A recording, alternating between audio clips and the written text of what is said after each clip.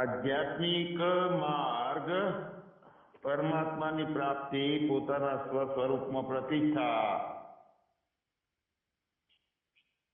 એવું થઈ જાય તો ઘણાને બીક રહે છે કે હવે આ બાવા બની જશે ને નોખા પડી જશે ને બધાને છોડી દેશે, વ્યવહારો બધા પડ્યા રહે છે.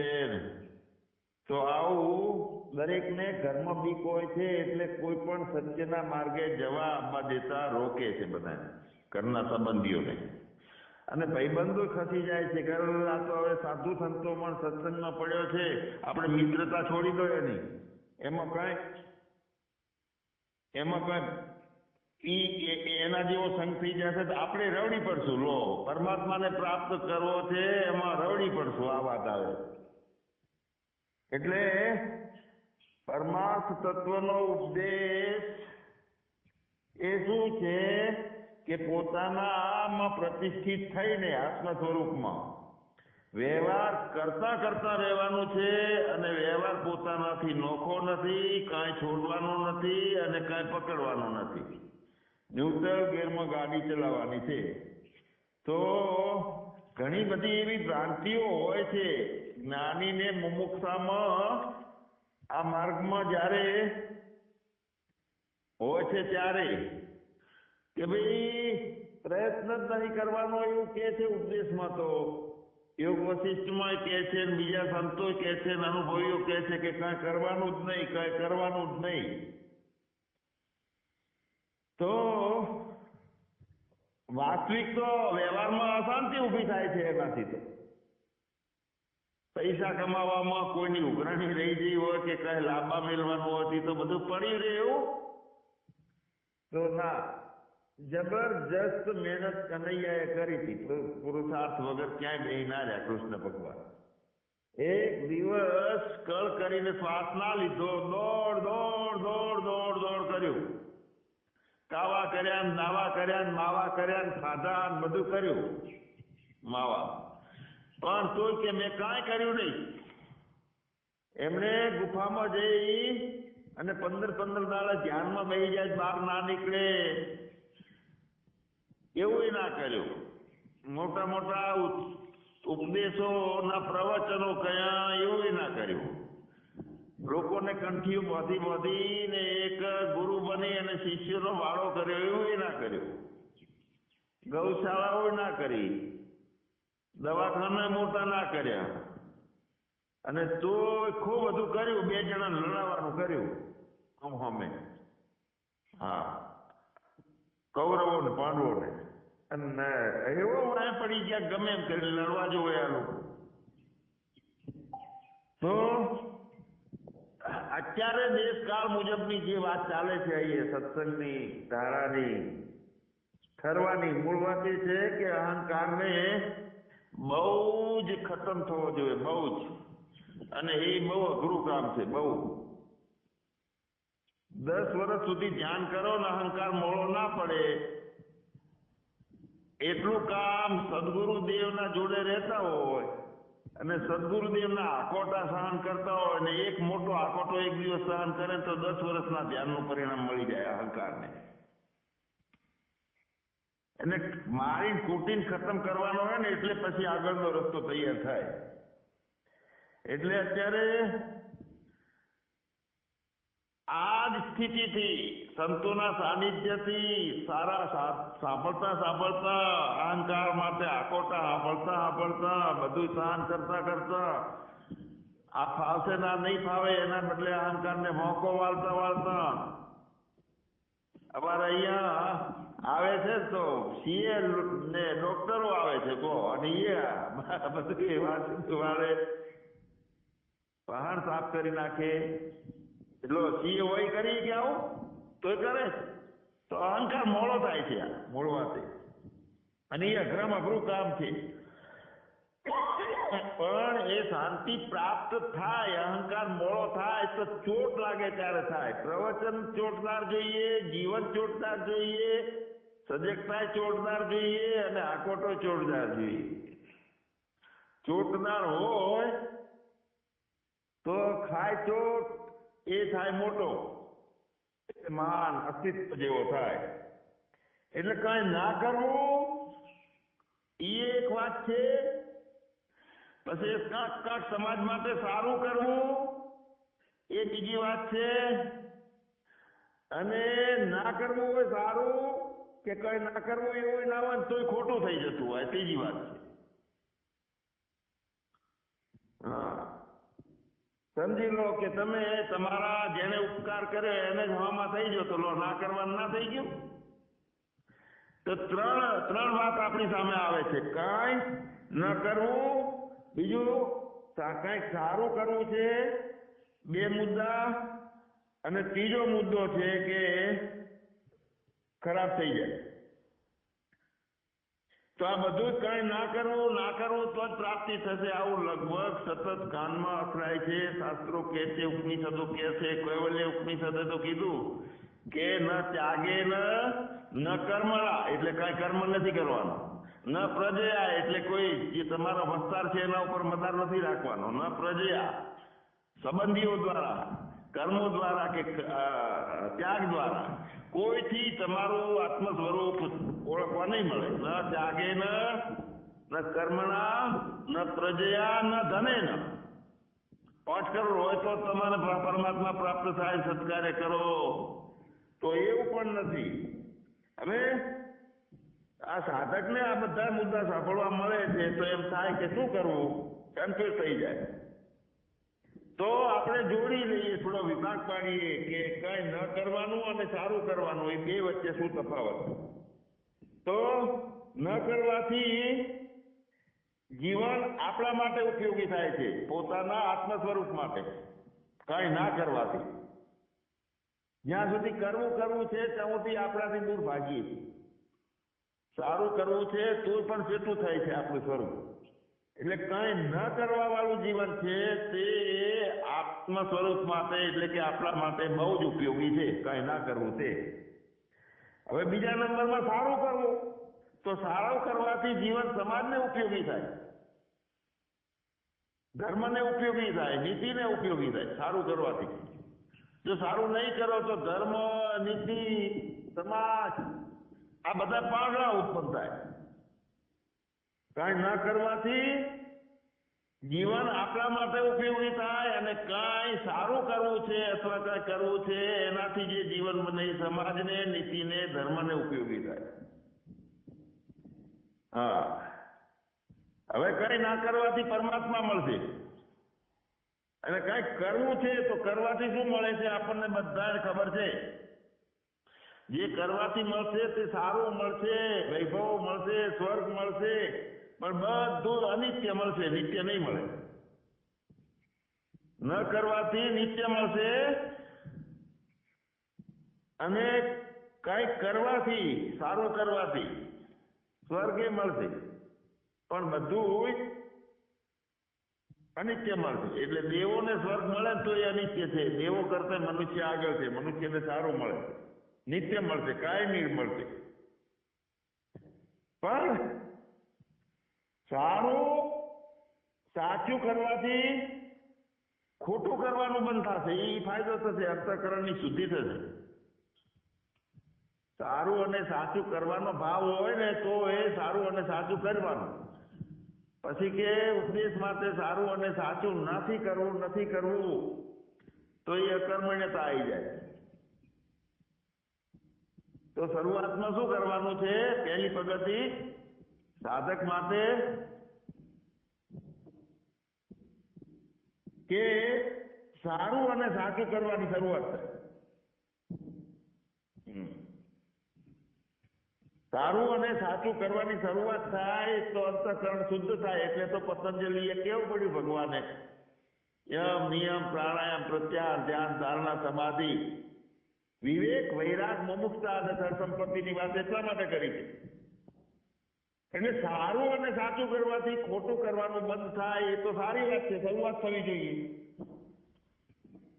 પછી એ ભાવ તૂટી જવો જોઈએ, હું કરતા છું. અહંકાર મોડો થાય ને, લીસો થાય, પાતળા એકદમ કપડામાં જેમ આપણું મોઢું કુહરું દેખાય ને, એવો અહંકાર એકદમ પાતળો થાય, એના કારણે બુદ્ધિ તીક્ષ્ણ પત્રીની ધાર જેવી થાય, બુદ્ધિ સૂક્ષ્મ બને. એટલે સારું અને સાચું કરવાથી ખોટું કરવાનું મન થશે, અને ન કરવું પણ પ્રાપ્ત એનાથી થઈ જાય. તો ધીરે ધીરે થાય, એની એ સમય આવે છે એનો પણ. કઈ ન કરવું એવી શક્તિ પણ સારું અને સાચું કરવાથી સારું શરૂઆત થાય છે. એટલે શરૂઆતમાં સારું કરવું છે. તો આપણે પ્રાપ્ત છેલ્લે તો શું કરવાનું છે? આનંદ, અખંડ મૌન, અખંડ શાંતિ, સહજતા, સરળતા. એટલે કે આત્મ સાક્ષાત્કાર કરવો છે. તો આત્મ સાક્ષાત્કાર કરવા માટે એ કામ થઈ જાય. સારું કરવાથી પછી ન કરવું એવું પ્રાપ્ત થઈ જાય. સામર્થ્ય વધે, અંદર સમજ વધે બુદ્ધિની. એટલે આત્મ સાક્ષાત્કાર કરવા માટેની જે બોધનાત્મક સામર્થ્ય પણ પેદા થાય છે. અને પછી ન કરવું કાયમ માટે એવું ચાલુ થાય છે. અને ન્યુટ્રલમાં ગાડી ચાલતી હોય, નથી કરતો, હું નથી, હું દેહ નથી, ન કરવું એ ચાલુ થાય છે, હું કાંઈ નથી એ ચાલુ થાય છે. પછી મારું કાંઈ નથી એ ચાલુ થાય છે ભેગા ભેગું. હું કરતા નથી, હું મરતા નથી એ પણ ચાલુ થાય છે. તો શરીર કામ કરતું હોય ને તારે એમ લાગે પડછાયો છે, આભા છે, ભૂતની જેમ કામ થતું હોય. ભૂતરણ ક્યાં શરીર હોય? તરંગો હોય છે. તો ઉર્જાનું આભા મંડળ કામ કરે દિવસ દરમિયાન. હું તું શરીરનો ભાવ ખતમ થઈ જાય પછી નિત્ય યોગી કાયમ પોતાના સાથેનું જોડાણ રહે. એટલે ન કરવું એમાં પોતે મળી જાય, અને ન કરવાની નિષ્ઠા થાય એમાં પોતે કાયમ પરમ જ્ઞાન નિષ્ઠા થઈ જાય એમાં. અને આરી પોતાનું જીવન છે, આ પોતાનું જીવન છે. સારું કરવું એમાં જીવન જે છે તે સામાજિક જીવન છે, ધાર્મિક જીવન છે, નૈતિક જીવન છે. તો નારદે ભક્તિ સૂત્ર કીધું છે, તો ભક્તિ પણ મળે. અને નીતિશાસ્ત્રે કીધું છે, તો નીતિશાસ્ત્રની સમાજ માટે જરૂર છે, નહીતર તો સમાજ આખો ખાડે જાય. એટલે આચાર્ય જે છે એ આચરણ કરીને જીવે, એ સમાજને એક દર્શન આલે કે આવી રીતે જીવન, આવી રીતે સહજતા, આવી રીતે આત્મા હોય, જીવીને બતાવે. એને કહેવાય લોક સંગ્રહાર્થે જીવવું. ગીતાના 5 પ્રાણ છે. પ્રયત્નવાદ એટલે સમાજ સારો કરવો છે, પ્રયત્ન કરવો પડશે. બીજા નંબરમાં અહંકાર નાશ સાથેનો પ્રયત્નવાદ. હું પણ મટાડી અને પ્રયત્ન ચાલુ થાય, ન્યુટ્રલમાં ગાડી ચાલુ થાય, બીજો પ્રાણ છે. અને એનાથી ત્રીજા નંબરમાં લોક સંગ્રહ એટલે સારો તંદુરસ્ત આર્ય નિશ્ચય પૂર્ણવંતુ વિશ્વ આર્ય, આખું વિશ્વ આર્ય બને. આજે એક વૃત્તિ છે. તો આ ગીતાનો ત્રીજો પ્રાણ છે, લોક સંગ્રહ એને કહેવાય. પછી ચોથો સમન્વય. બધું હરખું આખા જગત ઉપર હમાર ફેરવી દીધું. તેમાં બધા ભાગી જાય, ખડ જતું રહે. જમીનમાં ખેડ કરી હોય તો આ ખેડ થઈ પેલા ત્રણમાં પ્રયત્નવાદ, અહંકાર નાશ અને લોક સંગ્રહ. ચોથા નંબરમાં ઢેફા ભાગી જાય, હરખું સમતલ થઈ જાય તો સમન્વય. અને તો ભક્તિ એટલે જોડાણ. પછી એક રે, બે મટી જાય ભક્તિમાં.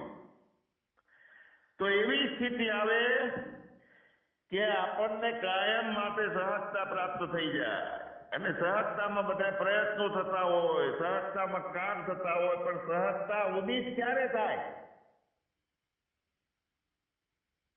હું નો ભાવ ચાલુ રહે છે તો પ્રયત્ન ચાલુ થાય છે. હું જ નથી, કાંઈ જ નથી, કશું નથી, કરતો નથી, કરતો નથી, ભોગવતો નથી. અને એમાં સામર્થ્ય ઉભું થાય છે ત્યારે સહજતાનો ઉદય થાય છે. સહજતાનો ઉદય, ઓરિજિનલ સહજતા, બુદ્ધિથી જાણેલી, અનુભવેલી નહીં. સહજતા એટલે આભાની જેમ જીવવું, ભૂતની જેમ જીવવું, નથી કાંઈ, પ્રત્યુલ આવે નહીં, સતત યોગ નિષ્ઠા રહે પોતાની. એટલે હું ભાવથી પ્રયત્ન થાય, અને હું મટે તો શું થાય? પોતાનો સાક્ષાત્કાર થાય, હું મટે તો. હવે એ હું ને મટાડવા માટે અત્યાર સુધી આ સત્સંગો બધા મહાપુરુષો કરે છે. તો અનુભવ માટે બધું જ અપ્રયત્ન રૂપ છે. ક્યાંય વિકાર નથી, અવિકારીતા આવી જાય બધું. અને તે પોતાની વિલાસ ચાલુ થાય, અસ્તિત્વનો વિલાસ. અસ્તિત્વનો વિલાસ એ અસ્તિત્વનું જીવન છે. એ અસ્તિત્વ નોખવાય વિલાસ નથી કરતું. આ તમે જેને હું માન્યતા, શરીર માન્યતા કરતા કરતા, ભોગતા ભોગતા, મરતા મરતા જે માન્યતા, એની એવી ન્યુટ્રલ રહે પરિસ્થિતિ, એવું એમ સહજતા ચાલુ થાય કે એ એનું જીવન આત્યંતિક તૃપ્તિ, પરમ આનંદની પ્રાપ્તિ હોય જ. પરમ આનંદ પ્રાપ્ત કરવાની મહેનત એ બંધ. તો આ જીવનની શરૂઆત બની જાય. અને તે પોતાના સ્વયં પ્રકાશ રૂપ, ચેતન રૂપ, પોતે જ્ઞાન સ્વરૂપા છે અને પોતાનો સાચો અનુભવ છે. પછી કોઈ અંધારું હોતું નથી. એ અનુભવથી આ જીવન ચાલુ થાય. હું ભાવ હશે ત્યાં વિકાર રહેશે, અને હું ભાવ જશે ત્યાં જીવન ચાલુ થશે. હું ભાવ હશે ત્યાં વિકાર હશે, અને હું મટી જશે તો જીવન ચાલુ થશે. પણ શરૂઆતમાં જેમ લાકડાને છોડવું પડે, એના ગાંઠો બધી પાડવી પડે, વેરવી પડે, ફરસીથી અને હથોડીથી ખટાખટ કરી અને બહુ કાપવી પડે. કેમ કે મૂર્તિ બનાવી છે. તો કપાઈ, કૂટાય, એનો ઘસાઈ જાય, રંધો લાગે, એમરી પેપર લાગે, પોલિશ પેપરો લાગે, અને પોલિશ એકલી લાગે, અને પછી ચકમક ચાલુ થાય. બાકીનો કચરો બધો ગયો હોય તો મૂર્તિ દેખાય એ લાકડામાં. હાજર તો હતી એ મૂર્તિ. પથ્થર લો, લાકડું લો, કેટલાક કોતરા પડી જાય એના. તો ઘસાય, કસાય, કૂટાય, બદલાય, એને પોલિશ લાગે, બાકીનું બધું ખરી પડે, ત્યારે ચમકતી મૂર્તિના દર્શન થાય. ત્યારે મૂર્તિ લાગે, પછી પૂજાય. આવું ન્યુટ્રલ મુક્ત જીવન, જ્યાં અહંકાર હતો, હું હતો, વિકારી હતો, દુઃખી હતો, એમાંથી એની મૂર્તિ બનાવવાની છે, જ્ઞાન મૂર્તિ. અને ત્યાં અપ્રયત્નથી પ્રયત્ન, ફક્ત આભાસ હોય પોતાની. હું કાંઈ નથી એટલે હું સારી છે, ભાવથી કામ થાય, બીજો કાંઈ નથી. એનો પ્રયત્ન એ નહીં, બીજું કાંઈ નથી, હું એ કાંઈ નથી. તો મારા સિવાય કાંઈ છે જ નહીં, એવો અનુભવ સાક્ષાત. જ્યારે આપણે કશું જ નથી કરતા તો સમાજ તિરસ્કાર કરી નાખશે, ત્યાં તો ડૂબો છે. પણ અજ્ઞાનમાં કઈ ના કરીએ તો, ના નહીં હોય તો, જોર આવતું હોય તો, એના માટે પરોણો હોય, બળદ કહેવાય. કશું જ નથી કરવું, આવો ઈચ્છા છે ને એ નહીં. આપણે અજ્ઞાનમાં કઈ ના કરીએ તો આ બધું સમાજ છે એ તિરસ્કાર કરી નાખશે. સમજથી આ પ્રયત્ન હોવો જોઈએ, સમજથી. અને ત્યાં તે સમજથી આ પ્રયત્ન છે તે સમાજ માટે સુગંધ છે, સમાજની ક્રાંતિ છે.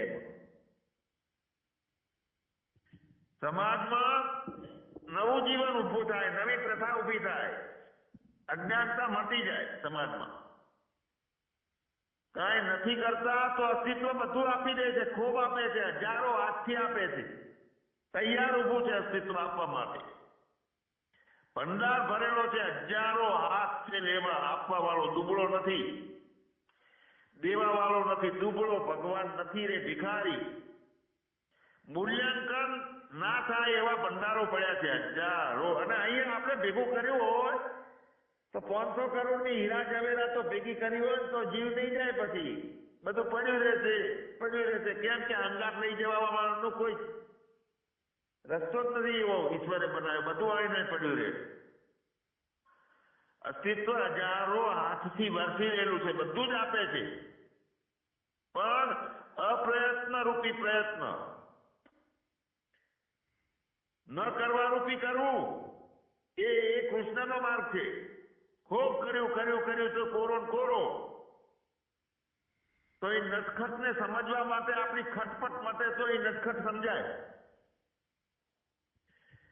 કૃષ્ણ કહે છે કે મને પાપ પુણ્ય નથી, જન્મ મરણ નથી, હું મુક્ત છું, મારે કઈ કરવાનું નથી કોઈ દિવસ. હવે તો નટખટ કહે છે, જીવે છે એવો કે બધા પાપીઓ હોય, ચોર હોય, લૂંટારો હોય, એવી રીતનો જીવે છે. બધાને હેરાન કરી નાખે આખા સમાજને, બે ભાઈઓ લડાઈને તોય કહે છે કે હું મુક્ત છું. તો એની ખટપટ જે છે ને એ ખ્યાલમાં ના આવે તો એ નટખટને સમજાય.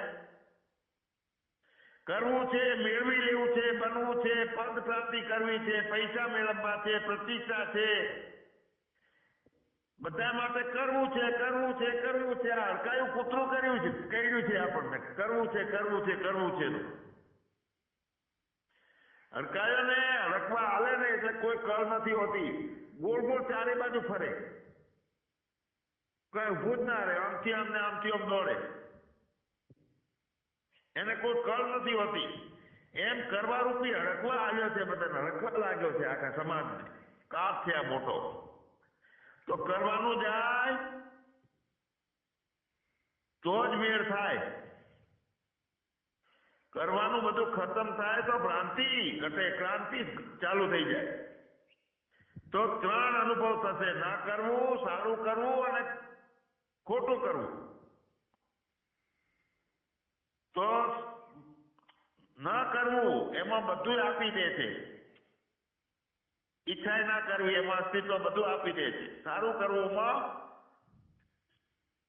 એમાં ઉત્તરોત્તર ઉન્નતિ તો થાય છે, શક્તિ પણ મળે છે, પણ પૂર્ણ ઉન્નતિ નથી એમાં. અને દુઃખ સ્વરૂપે ખોટું કરવું, દુઃખો ઉભા થાય. પણ ઈચ્છા પોતાની પ્રાપ્તિની હોય ને તો દુઃખ સ્વરૂપે પ્રગટ એ અસ્તિત્વ જ થાય છે. એ શીખવાડી જાય છે દુઃખ. નહીતર ખોટું કરવા વાળાને વારંવાર જન્મ મૃત્યુ આ ચક્કરમાં ભવાતવીમાં જીવન ચાલુ થઈ જાય, અને એ જોખમી છે. દુઃખ છે એ પરમાત્માનો પ્રસાદ લાગે. ખોટું થઈ ગયું, દુઃખ આવ્યું તો અસ્તિત્વ એ કરાયું હશે, કારણ કે તમારે બીજ રોપાયેલું છે કે એના ખોળામાં જઈને બેસવું છે. એ તો ગમે એ ટાઈપની ચોકલેટ આલે, દુઃખો આલીને અહંકારને મટાડે, એક્સિડન્ટનું કરાઈને શરીર ભાવ ઘટાડે. એનું નક્કી નહીં, કારણ કે એને કોઈ બુદ્ધિ નથી, અક્કલ નથી. જો કર્મના ફળ કેવી રીતે મળે છે? વારંવાર હોસ્પિટલમાં જઈએ ને પગ ભાગેલા જોઈએ ને રુદન કરીએ તો આપણે ભાવ ફિટ થઈ જાય, આપણો પગ ભાગે, પછી એક્સિડન્ટ ચાલુ થઈ જાય. જે ચિત્ર ફિટ થઈ ગયું, સંસ્કાર થાય છે, એનું કર્મ થાય છે. આપણને ખબર નથી, આપણને એમ લાગે કે હું તો દયાળુ છું, પણ ન્યુટ્રલ ગિયરમાં હોય ગાડી તો કર્મનું ફળ નહીં બંધાય. અપ્રયત્ન એટલે કઈ નથી કરવું, પણ રાગ નહીં, વાસના નહીં, દ્વેષ રહી, મમતા અને ઈચ્છા આ 2 મુખ્ય વસ્તુ છે. મમતા ઈચ્છા પર ના હોય.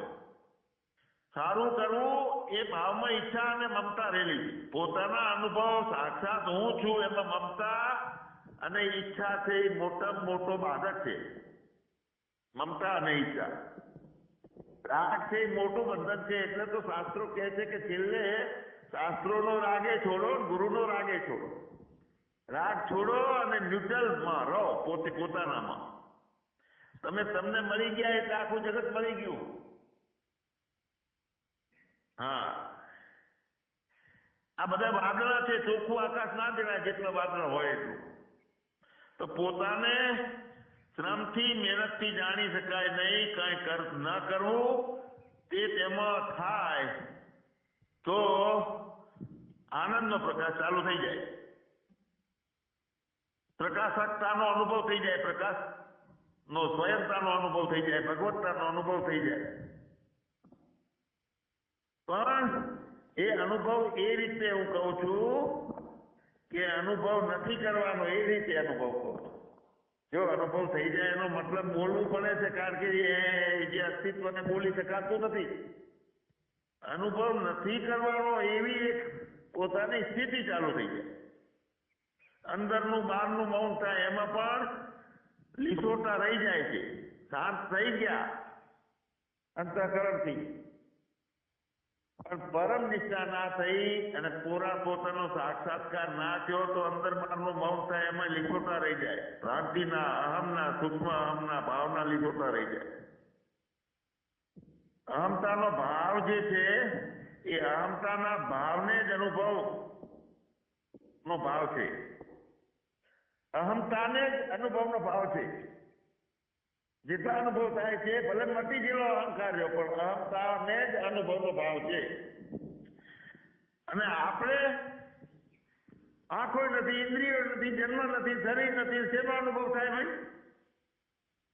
આપણે તો સાક્ષાત એટલે સહ અક્ષત, અક્ષત એટલે પૂર્ણ. એ પૂર્ણ છે એટલે સાક્ષાત. ઓમ પૂર્ણમદ પૂર્ણમિદમ પૂર્ણાત પૂર્ણમુદચ્યતે. એટલે પૂર્ણતાનો અનુભવ, પૂર્ણતા સિવાય બીજું કાંઈ નથી. પૂર્ણતાથી પૂર્ણતા વધે કે ઘટે એવું નથી, અને ઓછી થાય એવું નથી. સાક્ષાત એટલે સહ અક્ષત, પૂર્ણ સાક્ષાત, પરિપૂર્ણ, ઠોસ, ભરપૂર. એમાં કાંઈ બેસતું નથી, કાંઈ બેપણું રહેતું નથી. બધી વૃત્તિઓ બંધ થઈ જાય છે, અને વૃત્તિઓ છે એ પરમાત્મા બની જાય છે, લાડવો ઘન સ્વરૂપે. એને કોઈ ઈચ્છાઓ નથી રહેતી, કારણ કે કાંઈ હવે ખૂટતું નથી. તો કાંઈ ન કરવું તે વ્રત લેનારને અપ્રાપ્તની પ્રાપ્તિ થાય. એ નક્કી કરનારને અપ્રાપ્તની પ્રાપ્તિ થાય. કાંઈ કરવાનું તો બીજ, એ તો બીજ તો મૂળમાં કોઈ ઈચ્છાથી જ ચાલુ થાય છે. જેટલું જેટલું કરવાનું બીજ રોપાય છે, ઈચ્છા વગર થતું નથી. તો જ્યારે આપણે કાંઈ નથી કરતા ત્યારે તેને જે આપવું છે તે માર્ગ એના માટે મોકળો થઈ જાય.